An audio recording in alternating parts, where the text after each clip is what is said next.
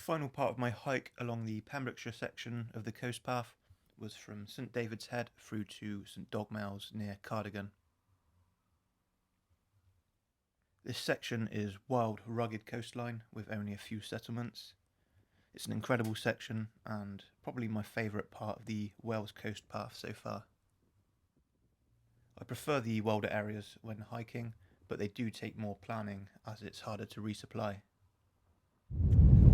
I'm at White Sands Bay. I'm here fairly early, so I've got the place to myself. And I'm going to go in for a nice morning swim.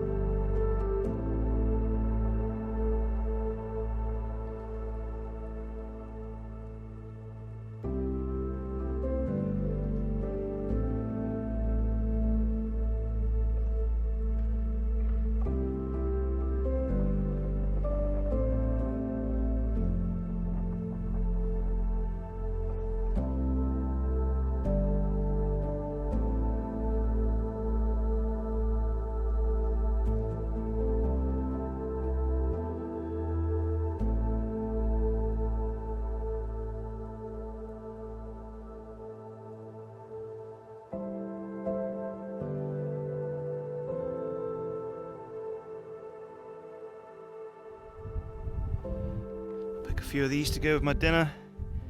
These are the florets of common hogweed. Common hogweed, not giant hogweed.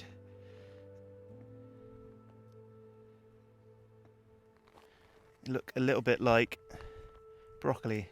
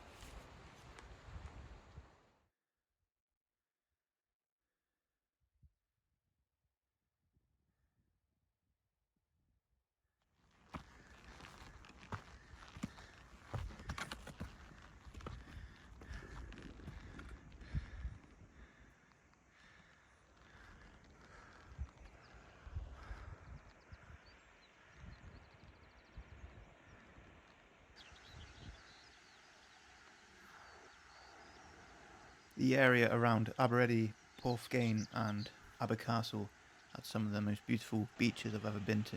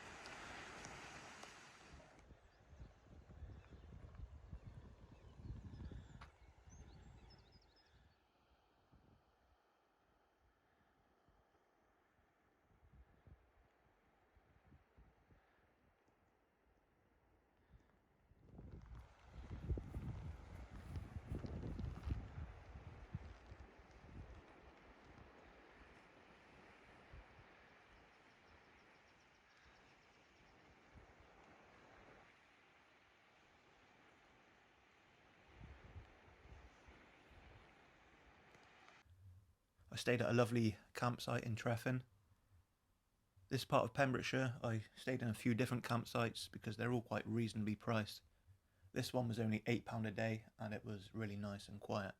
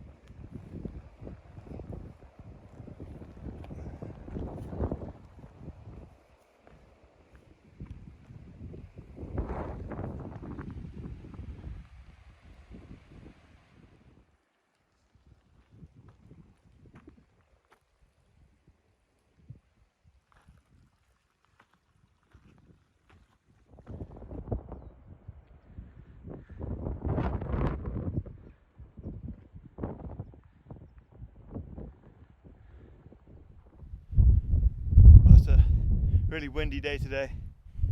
Managed to find myself this little bit of shelter. It's like a stone circle. If I stand up, you'll see what the wind's like.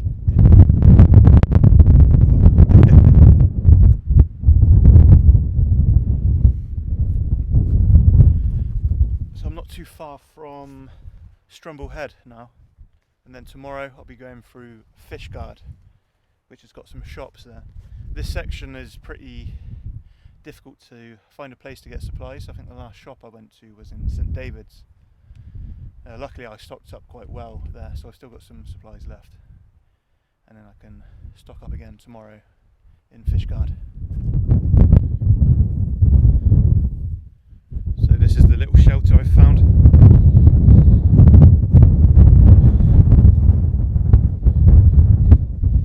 Some pretty awesome views from here.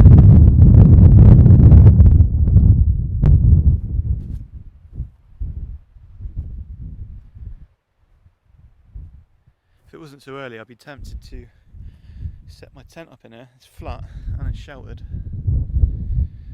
but I think I want to do a few more miles today. So I had a bit of food and relaxed for a while, and I changed my mind, and I am going to camp here tonight. So I've set up my tent there. It fits in nice and snugly. So I was looking ahead at the next bit of trail, and it all looks very exposed, and it's still quite windy. I've had a few nights where I've been forced to camp on quite exposed areas, and I've not really slept at all because I've just been battling against the wind, trying to keep my tent from flying off. So it's not a fun way to spend the night. So I thought I'll set up here because I can guarantee a good night's sleep here. It means I've got quite a long walk tomorrow because I want to reach Fishguard, but that's fine. It's a pretty cool spot though. Happy with that campsite.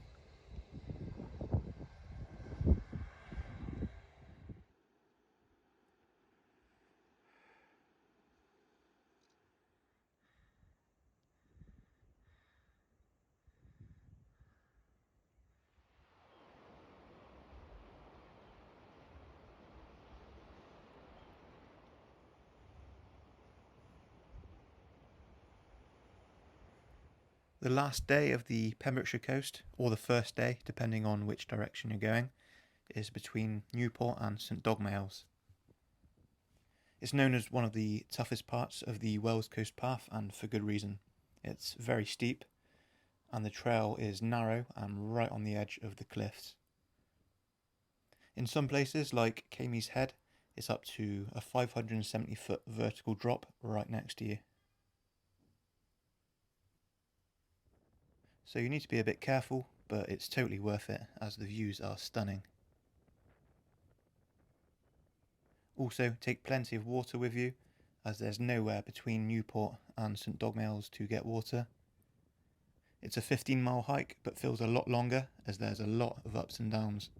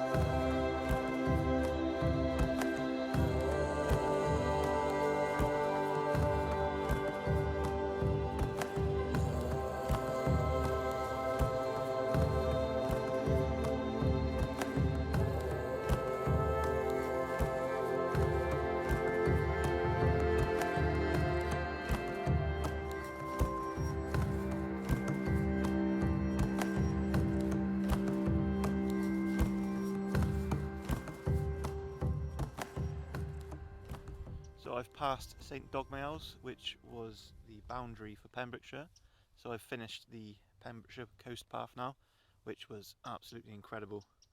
I'm having a bit of a rest at a campsite near Cardigan before I carry on with the next section.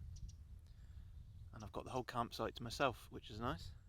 That's one thing I've been quite surprised about actually with the Pembrokeshire coast path, just how quiet it's been. Because the weather's been really nice, so I thought it'd be quite busy. But I've only been passing a few hikers each day. And the weather has been really great. I think I've only had 2 days of rain through the whole of Pembrokeshire, which is quite unusual. So for anyone thinking about doing the Pembrokeshire Coast Path, I really recommend you do. It's amazing.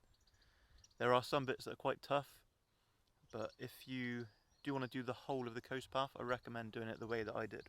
So start in the south and work your way north, or from Amroth up to St Dogmaels, or probably Cardigan actually, because it's the bigger town. So I think it's better doing it that way because it's a lot easier going in the south. There's a lot more towns to resupply, and it's a bit flatter walking. Once you get up past sort of St David's Head, it's a lot tougher going, and there's hardly anywhere to resupply, so you can sort of ease yourself into it if you go from south to north. And Pembrokeshire is definitely the hilliest part of the coast path that I've done so far.